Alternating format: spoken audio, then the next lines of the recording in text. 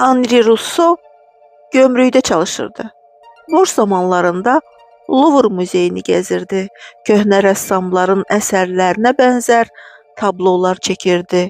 O heç bir rəssamlıq təhsili almamışdı, həvəskar idi. Lakin sürrealizm tərzinin yaranmasından düz 50 il öncə bu texnika ilə əsərlərini çəkirdi. O cəngəllikləri, heyvanları əks etdirirdi. Picasso, Gauguin onun əsərlərindən çox şey öyrəndiklərini deyirdilər. O zaman seyirciləri isə Henri Rousseau'nun əsərlərini anlamırdılar. Henri Rousseau'nun 123 əl işi var. Rəssam uşaq gözləri ilə ətrafa baxırdı. Henri Rousseau kiçik bir şəhərdə anadan olmuşdu. 19 yaşında vəkil kontorunda çalışan zaman mühasibatlıqdan bir miqdar pul uğurlamışdı. Onu bir il həbs və ya hərbi xidmət gözləyirdi.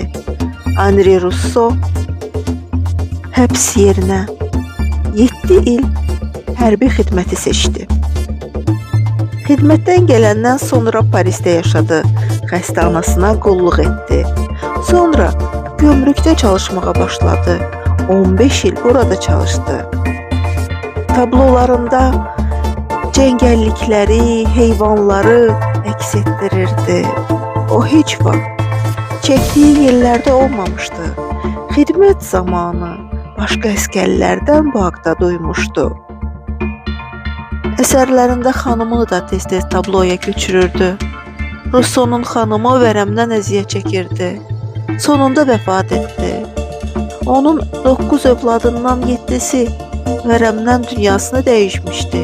Henri Rousseau 1886 ildən rəssam kimi sərgilərdə iştirak etməyə başladı. Rəssamın öz əsərlərini qiymətləndirmə cədvəli də vardı. Məsələn, Yatan Qaraçı əsərini o çox sevirdi. Henri Rousseau'nun həmçinin tanınmış əsərindən biri yuxudur. Rəssam təbiətdən ilham alırdı. Gecələri rəsm çəkir, səhərləri işə gedirdi. O rəssamlığa 41 yaşında başlamışdı. 1910-cu ildə aldığı yaranın düz müalicə olunmadığına görə qangren oldu və rəssam vəfat etdi.